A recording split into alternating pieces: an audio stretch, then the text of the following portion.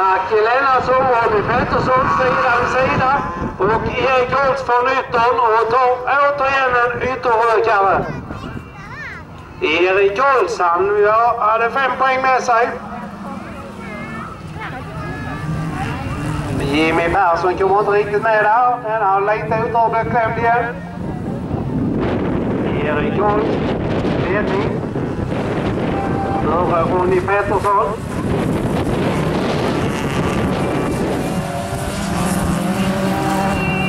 Erik Holst, Ronny Pettersson. Jimmy Jonsson, Marcus Lennartsson och sen har vi Ronny Pettersson vid sidan av banan. Och då har vi Jimmy Jonsson på andra plats, Lennartsson 3 och Jimmy Persson 4. Johnny Keir samlar ihop där och så har vi Ronny Pettersson kommit igång igen. Och då har vi attack. Jimmy Persson. Han letar luckan på Marcus Lennartsson och Marcus Lennartsson letar luckan hos Jimmy Jonsson.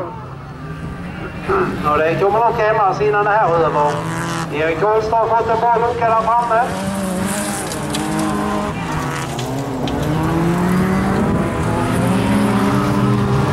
Erik Holst. Jimmy Jonsson, Marcus Lennartsson och Jimmy Persson.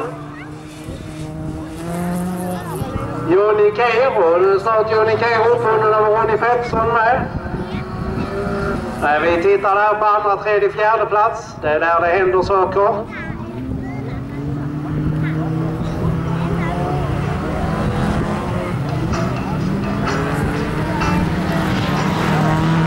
Erik Holst. Jag har ett målflagget. En kurva kvar.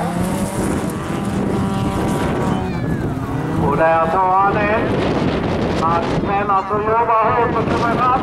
Men det blir Jimmy Jonsson 2, Marcus Lennartsson 3 och Jimmy Persson 4. Johnny Keir lyckas hålla undan så här långt på Ronny Pettersson och det gör han.